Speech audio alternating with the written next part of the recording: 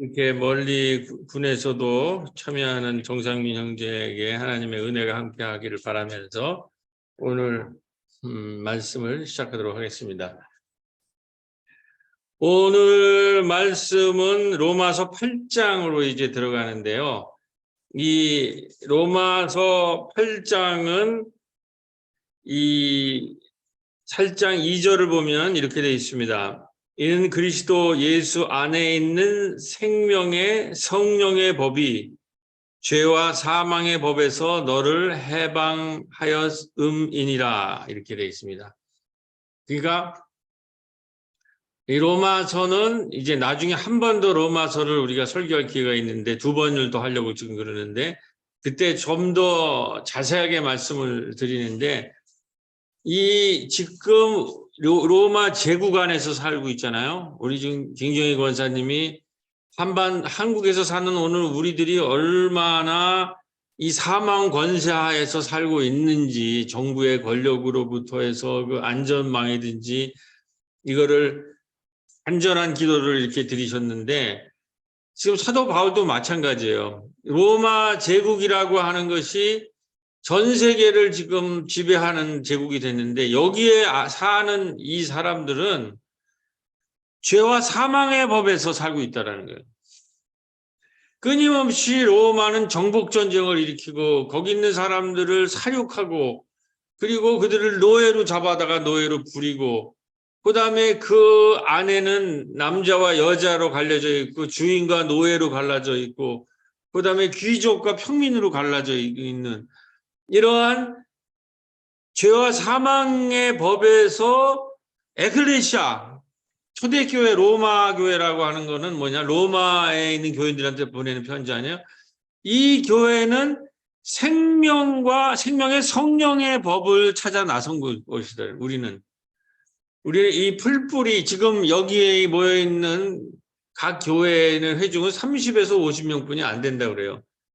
이게 지난 여러 번 말씀드렸지만 우리가 쭉 했지만 빌립보 교회 로마 전역의 이런 소공동체들이 풀뿌리 소공동체들을 사도 바울이 일으키면서 그 공동체에게 보낸 서신이 지금 남아있는 거예요. 근데 지금 아주 소수물인데 로마라는 제국의 심장부까지 이 풀뿌리 생명운동이 들어가고 있는 거예요. 그 사람들한테 얘기하는 게 예수 그리스도가 그들에 의해서 이 성령 죄와 사망의 법에 의해서 십자가에 매달려 죽였어요. 그들이. 로마의 법과 유대 사대들이니 예수라고 하는 유대 청년을 십자가에 매달려 죽인 거란 말이에요. 그거는 뭐냐면 지금 우리 젊은이들이 저 이태원 골목길에서 죽은 것처럼 당시 아무 죄가 없는 이 청년이 의로운 일을 특히 하다 한 정말 공동체 운동을 하고 의롭게 살고 하나님을 위해서 살려고 하던 그 의로운 청년을 이 죄와 사망의 법이 로마와 이 유대의 법이 유대의 율법이 그를 십자가에 매달려 죽었다는 거예요. 그런데 그를 따르던 사람이 그는 죽지 않고 살아나셨다라고 하는 부활의 신앙이 들불처럼 일어나고 있는 거예요. 그거를 원래는 박해하던 바울이 받아들여가지고 그 공동체의 이 부활 신앙을 보니까 여기에 생명과 성령의 법이 있다는 거예요. 그래서 죄와 사망의 법에서 우리가 예수 그리스도를 믿고 그 부활을 믿으면 우리는 이 사망 권세, 사망의 이 음침한 걸작위에서 벗어나 푸른 초장과 쉴만한 물가로 그리고 생명으로 그 예수 그리스도가 이 부활의 예수 그리스도가 우리를 인도하실 거라고 하는. 그래서 8장에 오면 드디어 생명, 예수가 생명이다. 길이 여기 이 길뿐이 없다.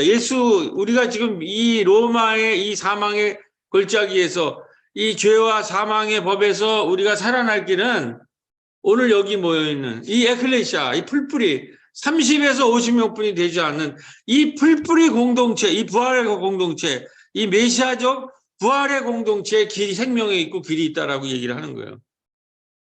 그리고 육신의 생각은 사망이요 영의 생각은 생명과 평안이다. 그리고 육신의 길은 로마의 제국을 따르는 길이에요. 그러나 예수 그리스도를 따르면 지금 박해를 받지만 거기에 생명의 길이 있다라고 얘기하는 거예요. 그러므로 10절에 보면 또 그리스도께서 너희 안에 계시면 몸은 죄로 말미암아 죽은 것이나 영은 의로 말미암아 살아 있는 것이니라.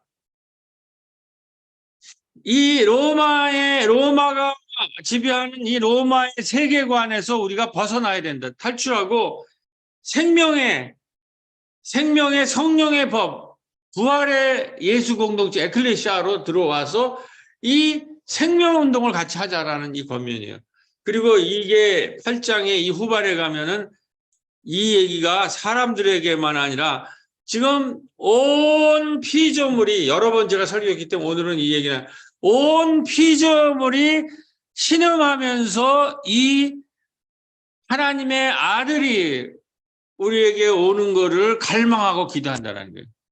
그러니까 예수 그리스도의 새로운 생명의 세계, 새로운 부활의 세계를 우리 인간뿐만 아니라 오늘 이 기후위기에 빠져 있는 이 생태계의 기후 붕괴, 생태계의 붕괴, 지구촌의 붕괴에 빠져 있는 우리가 이 새로운 부활의 세상, 생명의 세상을 우리 에클레시아들은 기대한다는 거예요. 그러면서 나는 이 피조물의 신음소리를 듣고 있다는 거예요. 그게 지금 2000년 전에 아마 바울은 로마가 큰 곳곳에서 이 사람을 사육하고 정복 전쟁을 해서 사람을 노예로 끌고 오고 이런 거를 보면서 거기에서 전쟁을 하니까 사람만 죽이겠어요? 그 산림이나 자연을 다 파괴하는 걸 보면서 사람의 신음소리뿐만 아니라 피조물의 신음소리를 들으면서 온 우주가 부활의 예수 그리스도를 지금 바라는데 너희들이 그 부활의 예수 그리스도를 맞아들이고 너희들이 이 새로운 세상의 상속자가 돼야 된다.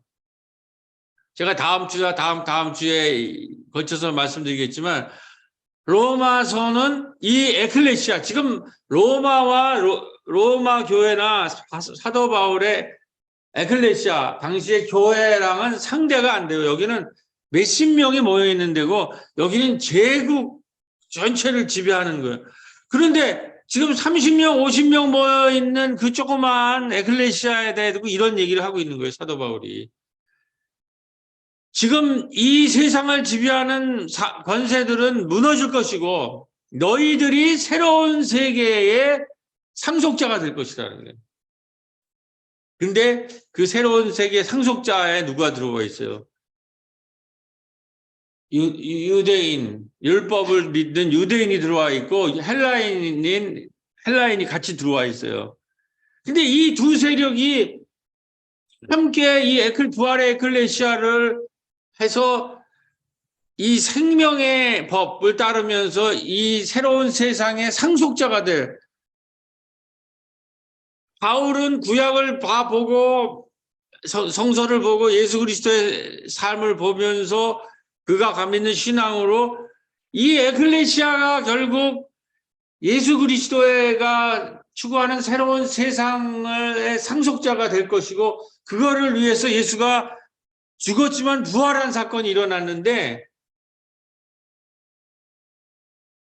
아직도 그런 상속자 의식이나 아직도 자기들이 이 에클레시아가 미래의 새로운 세계의 주인이라는 그런 의식은 없고 서로 싸우고 있는 거예요. 로마나 이 유대인 그 세계를 못 넘어서 그러니까 안타까워서 생명의 길이 우리 에클레시아에 있는데 이제 12장부터 제가 왜 너희들은 이 생명의 길인 예수 그리스도를 받아들이기를 하지 않고 유대인이냐 내가 이방인이냐 할례를 받았느냐 안 받았냐 이런 조잡한 걸 가지고 싸우고 있느냐. 그 세상은 지났다라는 거예요. 자, 그래서 이 8장이 아주 거대한 이제 서사신데 오늘은 이 흐름을 가지고 우리의 지금 삶에 우리는 지금 기후 붕괴와 생명이 막 죽어나가는 거를 우리가 지금 기도에도 나왔지만 세월호 이후에 이태원 12구 두 번에 걸쳐서 생명이 막 죽어가는 지구는 지금 기후 위기가 있고 지구는 붕괴될 위기가 있고 젊은 애들이 자꾸 죽어가잖아요. 이 생명의 위기를 이런 위기에서 생명의 길을 가라고 바울은 우리한테 얘기하는 거예요. 그거는 육적인 삶을 포기하고 육적인 삶은 로마 황제, 로마가 가리키는 로마라는 제국의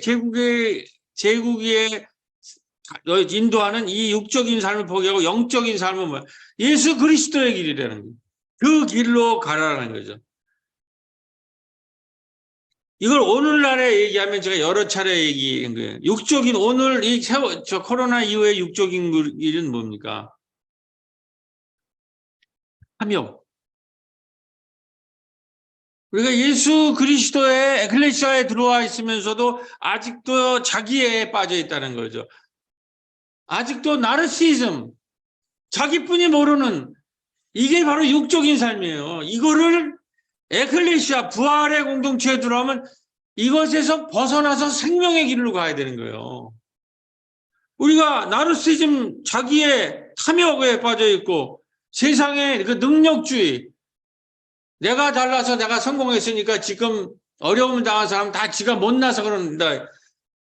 성공주의, 번영신학 이런 거에 만약에 우리가 물들어 있다면 그건 에클레시아의 부활의 공동체에 들어와 있는 사람이 아니죠. 부활의 공동체에 들어와 있지만 죽음의 길을 제국에 가르쳐주는 썩어 무너지고 멸망할 그 세계관이랑 그런 사람이랑 아무 다를 길이 없다라는 거죠.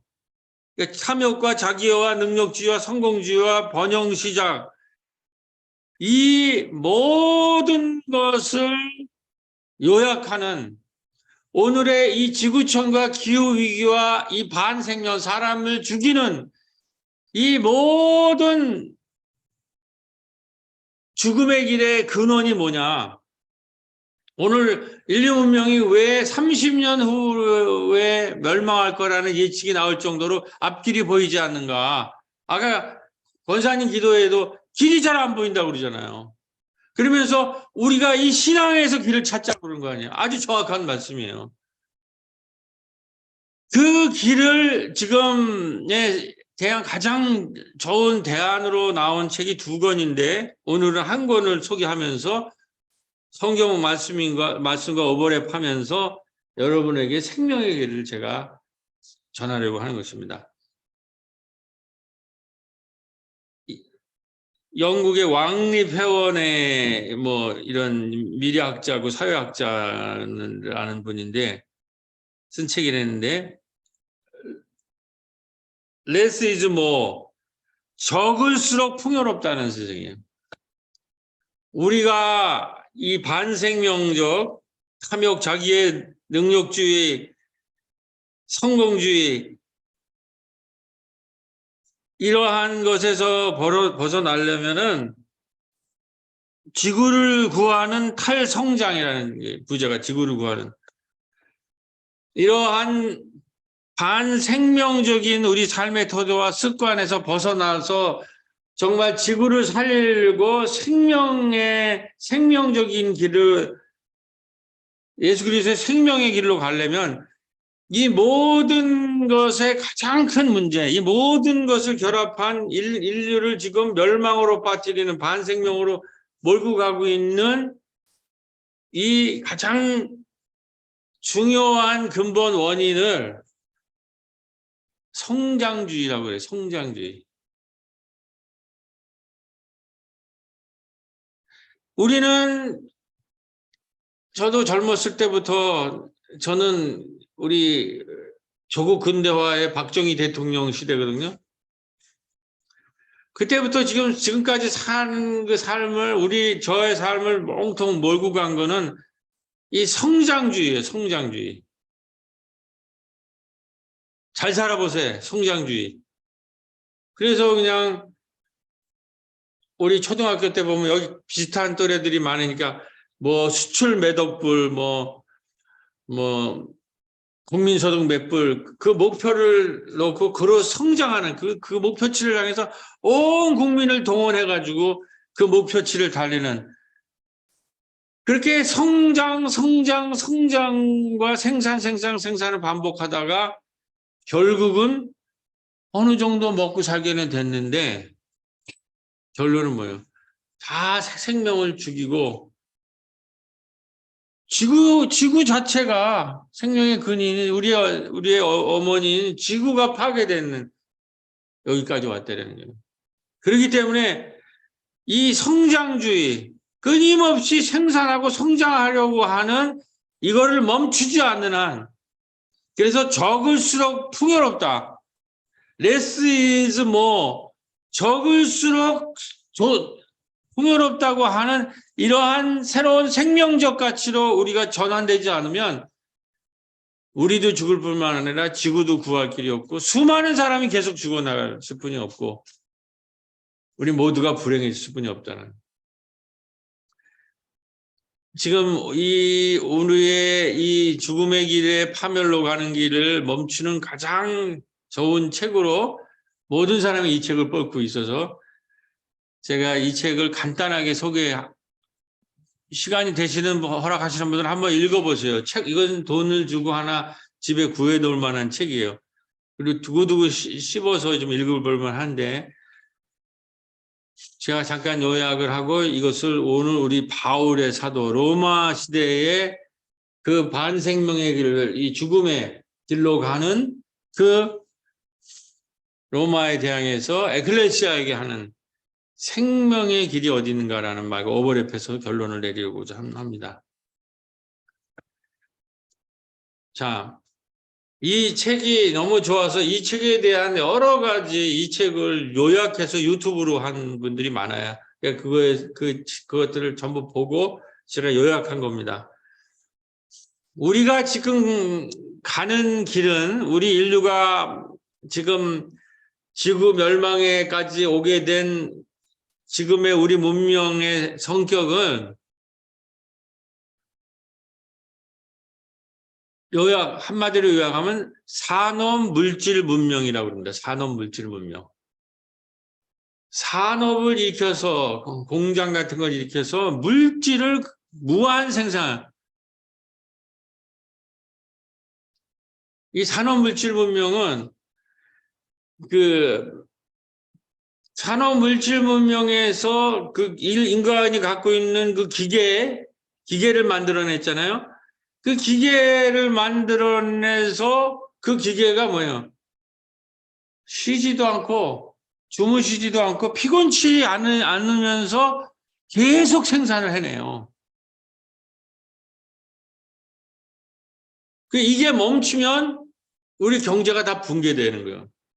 근데 여기에 지금 로봇 인공지능 같은 게 더 붙으면 사람은 인간이기 때문에 피곤하고 졸잖아요. 힘들잖아요. 그래서 노동을 멈추는데 인공지능이나 기계는 피곤치 않아요. 주무시지도 않아요. 밤새도록 생산할 수 있다는. 이런 무인점 보면 그런 거죠. 아이스크림. 가끔 저도 아이스크림 초코볼 이런 거 하나 사는데 우리 집사람이 좋아해가지고 저는 굉장히 좀 저거렸는데 그 무인점만 그걸 뭐 밤새도록 돌아가더라고요. 사람이 없어도 돼요. 이렇게 이제 기계가 해서 하니까 계속 생산하면서 이거 계속 생산하면서 필요치 않은 것들을 생산하고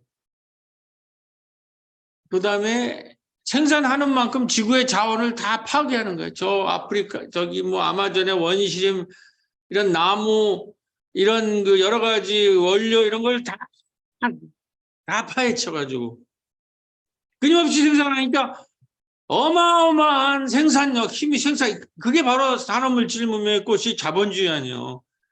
그래가지고 우리가 풍요롭긴 해요. 근데 그렇게 하면서 기계로 대체되면서 인간이 다 일자리를 잃고 자원을 다 파괴해서 물고기도 그냥 기계로 물고기를 잡으니까 자원이 다 고갈되죠. 이제는 그것이 처음엔 풍요로웠지만 우리가 생존할 수 없는 지경에까지 기후나 자원이 다 파괴가 됐다는 거죠. 그 육식을 하기 위해서 그냥 자원을 다 해가지고 나무를 다 베고 소고기를 만들고 바다에 있는 걸 그냥 어마어마한 기계로 그냥 몇백 톤, 몇백 천 톤씩 다 파헤치고 산림, 광산 이렇게 해서 지구가 멸망해 가는 건데 이 산업 물질 문명의 출발이 바로 원죄라는 거예요. 우리가 지금 묻고는 이 문명의 이 성장, 끊임없이 물건을 만드는, 그리고 그걸 성장으로 보고 그걸 진보와 발전이라고 보고 끊임없이 생산한 것을 멈추지 않으면 우리가 다 죽게 생겼다는 거예요. 근데 이 운동이 어떻게 일어나느냐. 이 산업 물질 문명의 두 가지 큰 거로 출발합니다. 이 산업 물질 문명이 출발하려면은 이 사람들, 농민들을 자기 토지에서 다 쫓아내야 돼요. 우리가 여러분들이 자본주의라는 것에 대해서 공부를 한 사람은 이게 다 알고 있을 거예요. 그걸 엔클로저 운동이라고 그러죠. 이 자본주의라는 것이 이 산업 물질 문명이 성립하려면은 농민들을 자기 농토, 우리도 이농했잖아요. 70년대 농민들을 다 자기의 대지, 어머니와 같은 그 토지에서 다 쫓아내야 돼요. 그리고 그거를 자기 본토에 있는 농민들을 엔클로저에서 쫓아낼 뿐만 아니라 거기서 쫓아내가지고 그 사람들의 피와 땀과 모든 거를 다 수탈하고 약탈해서 발전시킨 다음에 그런데 계속 생산을 하니까 이 기계는 움직이고 돌아가고 쉬지도 않고 주무시지도 않고 이제 다 자기 본토에서 다 약탈을 하니까 이제는 다른 나라에 가서 식민지에 가서 그걸 약탈한다는 거예요. 그래서 대항해 시대 이후에 15세기, 16세기부터 앵클로즈 운동이 나는데 18, 19세기 이 언저리에 서구가 식민지를 개척해서 거기에 있는 모든 자원과 그들을 노예로 삼고 다 약탈하는 식민주의를 만들어냈다는 거예요. 이 두 가지, 농토에서 사람들을 쫓아내고 남의 나라를 식민지로 삼은 그거를 기초로 해서 바로 산업 물질 문명이 탄생하게 되는 거예요. 이게 제 얘기가 아니라 적을수록 풍요롭다라는 것이 이 사람이 유럽인인데 이거를 폭로해. 이거 많이 아는 얘기인데 지금에 와서 아주 노골적으로 하는데 그 얘기를 좀 하려고 해요. 그래서 인간과 토지라는 생명 공동체랑 분리를 시켜야 돼요. 이 산업물질 문명은. 그래서 그 인간들을 공동체에서부터 분리를 시켜서 원자화 시켜야 되고 공유주를 갖다가 이 농민들은 다 그 자기가 살고 있는 그 지역에 공유지라는 걸 갖고 있었거든요. 그 사람들이 농노라고 할지라도 다 그 지역 사회는 그 사람들이 땔감도 하고 고기도 잡고 할 수 있는 것이 다 있었는데 거기서 다 쫓아내니까 빈민이나 불황자라는 것이 인류 역사에 처음으로 생겨요. 그러니까 이 앵클로 운동 이전에는 빈민이나 불황자라는 말이 없어요. 왜냐하면 공동체가 있고 공유지가 있었기 때문에 아무리 가난한 사람들도 그 공유지나 그 공동체가 다 먹여 살린 거예요. 제가 얼마 전에 제 동기인데 미국에 가가지고 인디안 원주민 선교를 하는 분을 몇십 년 만에 만났어요. 그 한국일 교수님 하는 가교마에 거기 참여하고 계셔가지고 왔는데 동기니까 또 계양동에 이제 머물게 됐다고 그래서 오셔서 그 식사하면서 얘기를 했는데 거기서 제가 충격적인 얘기를 인디안들에게 있어서는 고아원이라는 게 없다라는 거예요. 애가 만약에 공동체에 있는 애가 부모들이 잃잖아요. 그러면 무슨 시설을 고아원을 만들어 가지고 애들을 돌보는 게 아니라 그 공동체가 애들을 받아서 키우는 거예요. 그러니까 고아원이라는 말 자체가 없는 거예요. 그러니까는 인디안만 해도 공유주가 있고 공동체가 있으니까 사람들이 이렇게 불황자나 빈민이라는 개념이 안 생기는 거죠. 다 같이 공동체가 먹여 살리고 그가 부모를 잃었어도 공유지를 갖고 있는 거예요. 공동체가 있기 때문에. 근데 이 산업화는 공유지가 빼앗기고 토지에서 엔클로저 다 쫓겨나니까 이 사람들이 빈민이 되고 불황자가 되고 이 사람들이 도시에 올라와 가지고 도시 빈민이 되고 이게 도시의 노동자들이 되는 거예요. 이 사람들을 프롤레타리아라고 부르는 거예요. 이 싼 노동자들, 이 사람들은 토지에서 분리되고 공유지가 없으니까 아무런 자기 몸뚱이뿐이 가질 게 없잖아요. 이 사람들을 값싼 노동력으로 이용해서 무한적으로 지금 복지제도가 돼서 그렇지는 않지만 초기에 앵클로저 할 때 이 사람들을 땅에서 쫓아내는 걸로 하고 공유주를 이용 금지하게 했다라는 거예요. 그래서 빈민 불황자 가난한 사람이 나타난 거예요. 이분이 쓴 거를 보면 이렇게 돼 있어요. 1350년부터 1500년에 유럽에서 이게 일어났잖아요. 산업물질 문명이. 이게 봉건제인데 1381년에 와트 타일러에 난 1382년 시온 피에 난 이런 걸 통해서 농민들이 이 봉건제에 있는 귀족들에 대해서 저항을 해요. 그러니까 이 산업물질 문명이 농민들을 귀족에서 해방시킨 게 아니라 농민 스스로가 저항을 하고 있었다는 거예요. 그리고 그래가지고 이 사람들이 농노가 아니라 이미 이러한 저항을 하면서 자유농민들이 돼 있었어요. 16세기, 17세기에. 그리고 공유지도 갖고 이 봉건 그 영주나 귀족의 완전히 노예가 아니라 자유농 거기서 권리를 가지고 있고 공유지도 갖고 있었다는 거죠. 이제 이때가 가장 인류의 역사에 자연 생태계와 인간이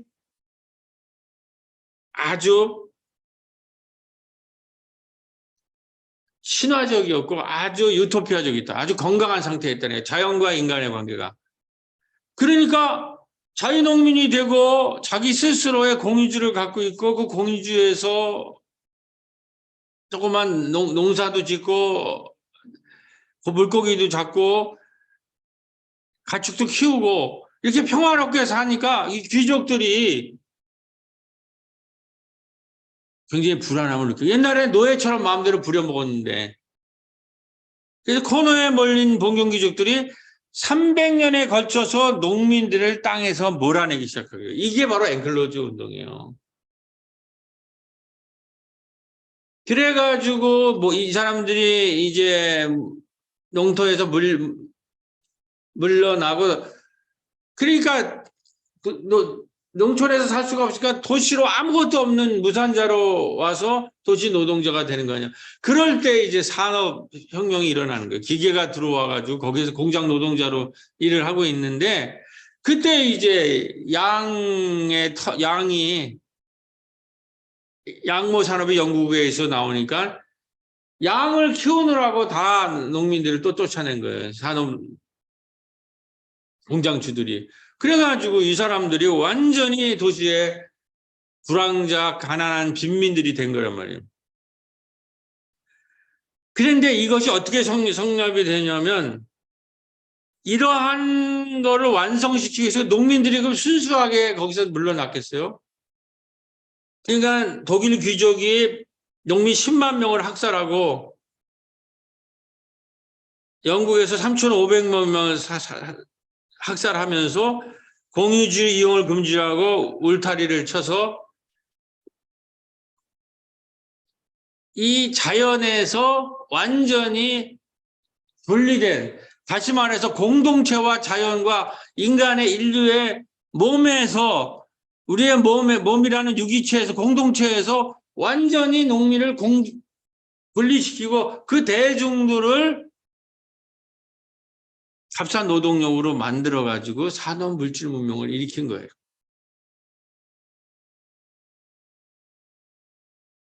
자, 여기 결정적인 일이 일어나는데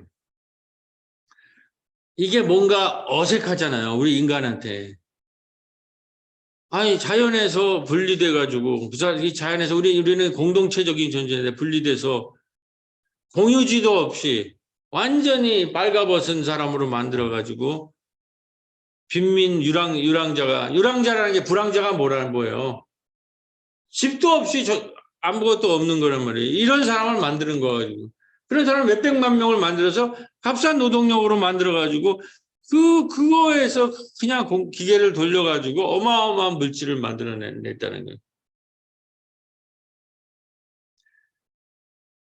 자연을 이 원주민들이나 인간은 자연도 이렇게 대하지 않았어요. 자연도 식민지로 유럽 사람들이 만들어 놓은 사람도 자연도 하나의 자기 어머니 같은 존재가 있고 이렇기 때문에 자연에서 우리가 뭘 가져오긴 하지만 이렇게 무자비하게 약탈하는 수준으로 자연을 대하지 않았다는 거예요, 인류가.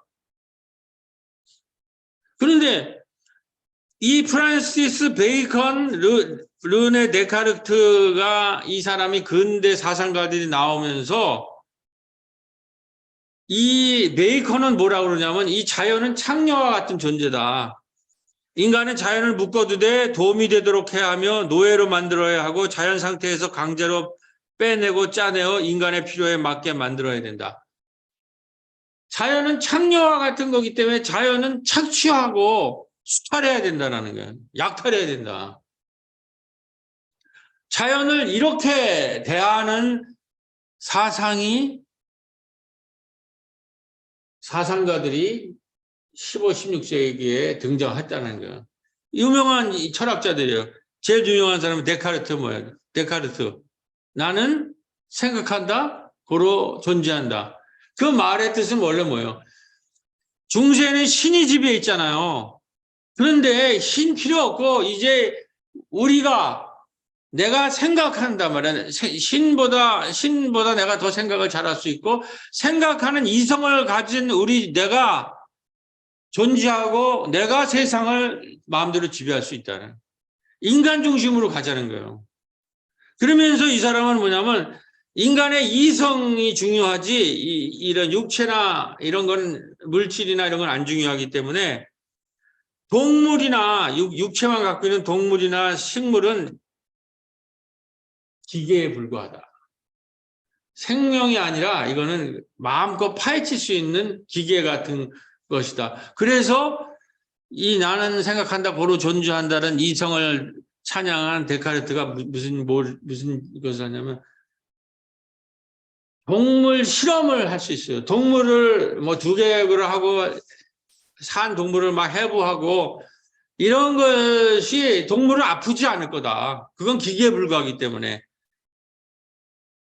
근육과 힘줄을 반응하는 반작용이기 때문에 마음껏 해부하고 약탈할 수 있다는.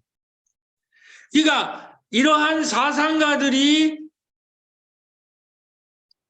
농민들을 토지에서 자기의 생명의 근원인 그 토지에서 마음대로 몰아내고 그 사람들을 몰아내서 가난한 사람으로 만든다면 마음껏 약탈하고 수탈할 뿐만 아니라 동물, 자연, 막 광산 이런 걸 만들어가지고 막 땅을 파헤치고 물고기도 씨가 마를 정도로 다 잡아오는 기계를 동원해서 이런 것에 아무런 양심의 가치를 안 느끼는 거예요. 인간이 나는 생각한다 고르죠. 우리 이성이 중요하지 나머지 건 아무 필요도 없다. 이렇게 되면서 공유지와 공동체에서 사람을 분리시켜 원자함으로써 마음껏 착취와 실험을 해도 되는 대상으로 이 사람들이 16세기에 이 세계를 만들어냈다는 거예요. 이러한 세상이 자리를 잡고 생산을 하기 시작하자 사람을 마음대로 착취하고 약탈하고 동물과 자연을 약탈해도 아무런 장심의 가책을 하지 않는 오로지 아까 말했듯이 생산이 신이 되는 거예요. 생산이. 끊임없는 무한 생산, 무한 소비, 무한 폐기 하는 오늘 지금 우리 이 지구를 완전히 붕괴시킨 이 세계관이 이때 완성이 되는 거예요. 그리고 이것이 자국 내에 있는 사람들이 약탈의 한계가 오니까 전 세계로 나가는 거죠. 식민화를 하는 거죠. 그래서 남반구의 식민은 콜럼버스가 49년에 아메리카를 하고 난 다음에 거기에서 이제 그 사람들도 다 여기서 하던 자기들이 유럽에서 한 앵클로즈온도 다 땅에서 분리시키는 거예요. 그래가지고 10만 명을 자기네 독일에서 한 것처럼 1525년 스페인 왕은 멕시코에서 선주민 10만 명을 학살한 코르테스에게 최고의 영예를 하사했다는 거예요. 콜럼버스도 그 아메리카에 가가지고 몇십만 명을 학살을 해요. 그리고 스페인 이런 나라가 남미에서 하고 나서 학살하는 사람한테 왕이 영예를 하는 거죠. 그리고 1500년부터 1800년 초반년까지 1억 킬로그램의 은을 갖다가 수탈을 하고 식민지를 광업, 벌목, 플란테이션 농업 등으로 자본 축적을 하고 생태계를 파괴하는 거예요. 자기네들이 먹고 싶은 걸로 다 거기다가 하고 그 원래 생태계를 다 파괴시키는 거예요. 이래도 그러면서 그걸 뭐라고 그러냐면 문명화라는 거. 이걸 너희들을 문명화한다라는 거예요. 그래서 조선 총독 초대 통감이 나의 부임은 조선의 문명화를 위한 것이다. 이 식민화를 문명화로 얘기를 하는 거예요.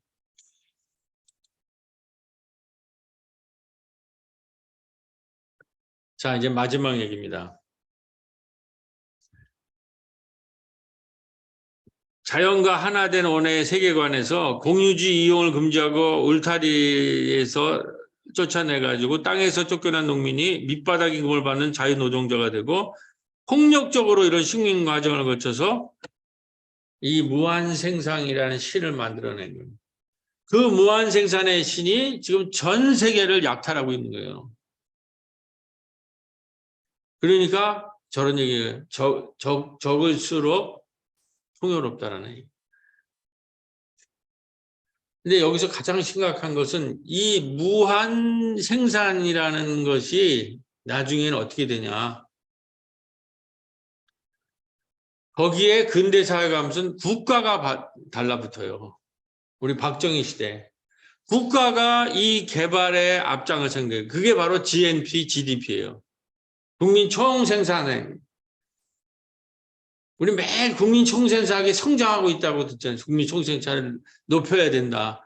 국민 성장, 그게 선진국이 된다. 그래서 이 총생산을 많이 하는 국가일수록 자연을 마음껏 생산해서 마음껏 수탈하고, 마음껏 노동자들의 임금을 깎고, 그래가지고 성장을 시키는 그 국가일수록 선진 국가로 되는 거예요. 그러니까 이 GDP, GNP라고 하는 이 통계가 굉장히 문제가 있는 통계라는 거예요. 이거는 뭐냐면 GDP는 경제활동이 유용한지 파괴적인지 따지지 않는다. 숲을 망가뜨려도 산재로 입원을 해도 GDP는 올라간다. 돈을 화폐나 생산적인 것만 하면 GDP는 올라가요. 그게 파괴적인 거지 좋은 건지가 중요한 게 아니라. 그런데 이 GDP는 이렇게 생산하는 거 이런 거에는 전부 그 수치가 올라가는데 정작 우리 삶에 꼭 필요한 거 지금 모든 게 다 무너져 가는데 지금 꼭 필요한 게 뭐예요? 돌봄이잖아요. 다 무너져가고 다 붕괴되는데 지금 그러기 때문에 우리가 살 길은 이 무지막지한 이 생산에서 공유지를 지켜야 되는 거예요. 공유지. 공동체의 공유지를 다시 찾아와야 되는 거예요. 이 생명으로 가는 게. 두 번째는 이 파괴하고 생산으로 성장하기 위해서 파괴하고 무자비하게 약탈하는 것에서 공유지를 지킬 뿐만 아니라 거기에서 지금 희생당하는 사람, 우리 애들도 그 업적 원리라고 마약 수사 업적 원리라고 지금 거기를 한 사람도 애들을 돌보는 사람들을 배치 안 해가지고 됐다라는 이런 얘기들이 있잖아요. 그러니까 이 생산하고 성장하라고 사람을 돌보지 않는데 공유지를 확보할 뿐만 아니라 사람을 돌봄과 공유지 확보가 바로 생명을 살리는 길이라는 거예요.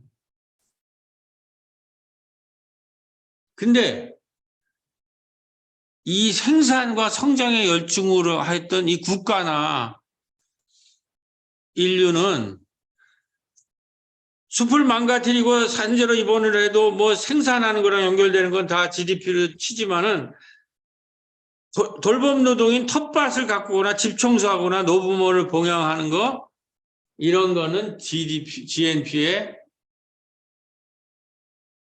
포함이 안 돼요. 돌봄 노동도 사람을 돌보고 정말 생명을 살리는 노동에 대해서는 값을 쳐주지 않는다는 거예요. 그냥 물건 생산하는 거, 응? 경제 성장하는 거에만 가격을 쳐준다는 거예요. 그러니까 사람이 더 죽어가는 거죠. 그래서 지금 유럽에서는 돌봄 혁명이 일어나야 된다. 공유지 혁명과 돌봄 혁명이. 다시 우리 안에 공유지를 찾아야 되고 우리가 다 같이 지역과 마을이나 있는 옛날에 중세 시절에 우리가 다 함께 사용할 수 있는 뭐 어린이집, 지역아동센터, 도서관, 마을 공유 앞마당 우리 새로운 교회는 여태까지 30년 동안 공유지 운동만 해왔잖아요. 공유지 운동. 이 공유지를 만들고 거기에서 돌보는 거를 우리가 가장 열심히 하고 그걸 생명을 살리는 일을 해야 된다는 거죠. 자, 이게 사람을 파괴하는 것이 식민지를 가서 여기에 있는 환영하는 사람을 다 죽이는 정복자들이란 말이에요. 이걸 탐험이라고 우리 얘기를 했는데 이 실상은 이런 거예요. 노예 멀쩡한 사람들을 노예로 하기 위해서 이 얼마나 처참해. 이 배에다가 묶어가지고 이렇게 날라내. 이 전부 공동체나 공유주의에서 이거를 약탈하는 거란 말이에요. 여기에서 이 생산의 신이 등장하는 거예요. 생산의 신이. 무한 생산에. 그게 지금 이 사람들뿐만 아니라 우리한테까지 지금 위기로 오고 있는 거예요. 그 다음에 선진국들도 초기에는 이 애들이 이렇게 탄광 밑에 들어가서 지금 뭐 우리나라 며칠 만에 살아나신 거죠. 그리고 얘들이 이게 영국에 있는 소년 노동자들이란 말이에요. 이게 다 이 생산성의 증자, 이 배불뚝기가 이렇게 해서 자연을 이렇게 수탈하는 사람만 아니라 자연을 다 수탈해서 사람과 자연이 지구촌이 더 이상 견딜 수 없을 정도로 무한 생산, 무한 소비, 무한 폐기를 해와서 이 성장에서 이 약탈적 성장에서 우리가 해방되지 않으면 이 죽음의 세계에서 우리가 생명의 세계로 전환되지 않으면 사도 바울은 어떻게 보면 맨날 정복전쟁을 하는 거예요. 맨날 정복전쟁을 하는 그 로마 그게 다 귀족들만 잘 살고 그리고 그렇게 성공하면 또 정복전쟁에 나가고 사람을 또 노예로 삼고 거기에 생명이 없다. 거기에서 그들이 십자가에 매달려 죽인 그 사람이 바로 예수 그리스도예요. 거기서 이 약탈당한 사람. 그래서 처절하게 약탈당해서 죽은 그가 하나님의 아들이고 하나님이 지금 이처럼 그 생명을 박탈당해서 죽으셨지만 그 아들이라고 그를 본 거예요. 예수를. 그가 부활했다라는 거예요. 부활해. 여기에 생명의 길이 있으니 이 생산의 심에 이 죽음의 이 신에 참여하지 말고 에클레시아여 이 생명운동에 참여하라는 거예요. 자, 우리 교단의 생명목회 순례 10년을 열렸습니다. 거기 보면 우리 교단은 2차례 10년 운동을 통해 생명의 방점을 두었다는 거죠. 우리 교단이 생명 살리기 운동 10년, 2002년부터 2012년과 치유와 화해 생명운동 10년이 그것인데 치유와 화해 생명 공동체 운동 하반기에 2018년부터 22년 5년간은 마을 목회 운동의 기간으로 정해졌습니다. 그러니까 제가 오늘 왜 이 얘기를 하냐면 우리 교회가 중심이 돼서 열심히 하고 있는 것 중에 하나인 마을 목회가 이 생명운동의 교단에 이걸로 채택이 돼 있어요. 그래서 2022년부터 30, 지금부터 10년 동안의 우리 총회의 방향을 어떻게 보냐면 하나님의 창조 세계를 꽃피우는 생명, 문명, 생명 목회 순례 10년으로 잡은 거예요. 제가 이거를 위한 위원회에 장기발전위원회에 들어가 있다가 그래서 우리가 그걸 썼거든요. 우리 교단의 앞으로의 10년에 대한 지침서를 쓰고 제가 생명목회 순례 10년의 위원회에 새로 편입이 돼가지고 지금 기독공부에 나와 있는 건데 생명목회 10년 위원회 활동이 지금 기독공부에 보고가 된 거예요. 여기가 김의식 이제 부노회장이고 지금 노회장이 유용무 총회장이고요. 이제 다음 분이 김의식 총회장님인데 위원장이고 저도 여기에 지금 맨 끝에 있잖아요. 제가 여기에 이 위원회에 소속돼 있어요. 그러니까 이게 우리 교회의 차원이 아니라 우리 총회의 주제예요. 앞으로 10년에. 한번 다 같이 해봅시다. 다 같이. 하나님의 창조 세계를 꽃피우는 생명 문명 생명 목회 순례 10년. 앞으로 10년은 22년부터 지구가 다 멸망하기 때문에 이 생명으로 가야 된다는 거죠. 그러지 않으면 교회도 다 붕괴될 거라는 거예요. 그래서 이제 이 결론입니다. 그러면 오늘 바울에서 결국 생명을 알리는 다시 한번 읽겠습니다. 로마서 8장 2절. 이는 그리스도 예수 안에 있는 생명의 성령의 법이 죄와 사망의 법에서 너희를 해방하였습니다. 이 죄와 사망의 법이 어떻게 움직였는가를 산업 물질 문명을 통해서 말씀드렸잖아요. 그럼 이 산업 물질 문명에서 해방이 돼서 이제 생명의 성령의 법으로 어떻게 나가야 되느냐. 생명의 길로 가기 위해서는 이제 더 이상 물질의 풍요가 아니라 관계의 풍요로 넘어가야 됩니다. 물질은 지금 부족하지 않아요. 물질은 그만 생산해야 돼요. 물질을 자꾸 생각하니까 공황이 오잖아요.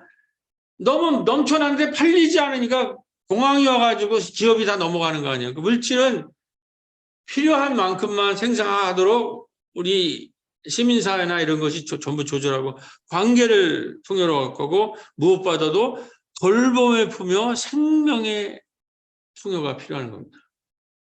지금 저도 공부를 했더니 가장 많이 강조하는 것이 관계가 풍요하는 거는 많이 얘기해서 지금은 돌봄이 풍요로워야 되네요. 돌봄이. 건강한 공동체, 생명의 공동체가 되면 돌봄이 풍요한 공동체가 되는. 그래서 제가 이걸로 설교를 좀 자료를 다 모아놨는데 그래서 도서관에 벌써 보니까 지금 독일에서 무슨 운동이냐면 돌봄을 혁명적 차원으로 돌봄을 지금 우리가 얼마나 우습게 봐요. 물질 생산하는 거는 그냥 찬양해가지고 신처럼 떠봤는데 거기에 있는 사람 돌보는 거는 여자들이나 제3세계 사람들한테 다 맡겨놓고 싸구려로 그림자 노동 취급하고, 그러니까 이 돌봄 노동하는 것을 산업 노동자 이상으로 지금 우리가 받들어야 된다는 거예요. 그렇지 않으면 생명이 다 죽게 생겼다는 거죠. 돌봄 혁명을 일으켜야 된단 말이에요. 이 돌봄 혁명을 가장 생명혁명, 관계의 풍요, 돌봄의 풍요, 생명의 풍요를 가장 잘할 수 있는 것이 어디냐. 이것이 바로 바울이 에클레시아로 부르는 거예요. 에클레시아로. 거기서 바울은 희망을 30명뿐이 안 돼 있는 로마와 빌립보 이런 사람들을 놓고 너희들이 이 생명의 세계의 상속자라고 얘기를 하는 거예요. 그 서신이 남아 있는 거예요, 지금.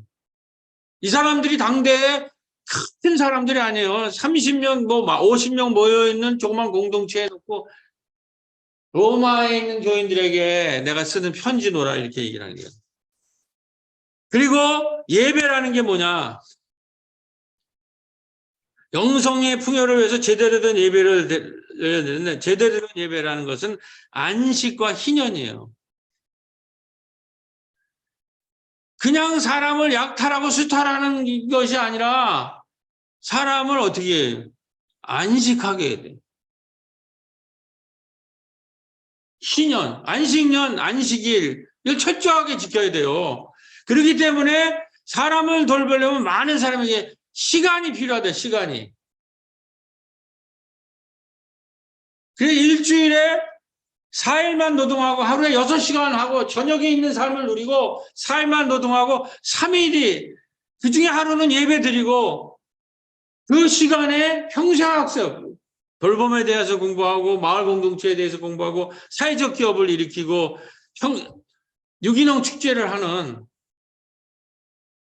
그러려면은 가장 중요한 것이 이 안식년과 희년 예배를 누리려면, 제대로 된 안식년과 희년 같은 예배를 누리려면 탈성장과 공유지로 말미암은 공동체의 생명과 돌봄의 풍요가 있어야 하는 겁니다. 공유지를 우리가 다 같이 쓸 수 있는 마을이나 교회나 모든 곳에 공유지를 확보를 해야 돼요. 공유지. 이게 에클레시아가. 그 다음에 시간도 확보해야 되고, 그 다음에 거기서 돌보는, 서로를 돌보는 것을 가장 물질을 생산하는 거, 그래서 돈 많이 버는 거, 이거 더하다가는 다 망한단 말이에요. 그게 아니라 서로를 돌보는 거, 이거를 찬양하고 이거에 대해서 가장 높이 평가해주고 이걸 귀하게 여기고, 그래서 서로가 서로를 돌보고 그러면서 공유지를 확보하고, 그리고 안식과 쉼을 하고 거기에서 함께 일자리를 마련하는, 이것이 사도 바울이 우리에게 전하는 생명의 법, 성령의 법, 생명의 길인 줄로 믿습니다. 다 같이 기도하시겠습니다. 여기 있는 거 다 같이 하면서 마무리하겠습니다. 주님, 오늘 로마서의 바울의 생명의 말씀을 나누며 지구를 살리는 주님의 생명운동의 출발점은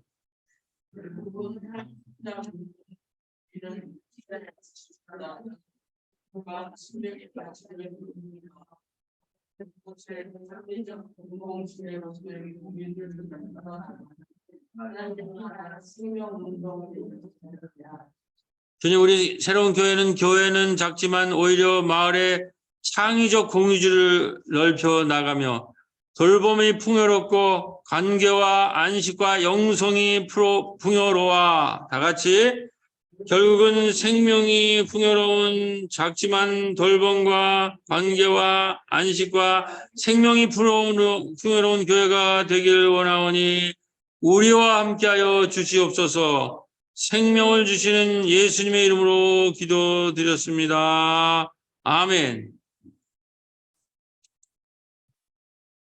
응답의 찬송 407장 1, 2절 보시겠습니다.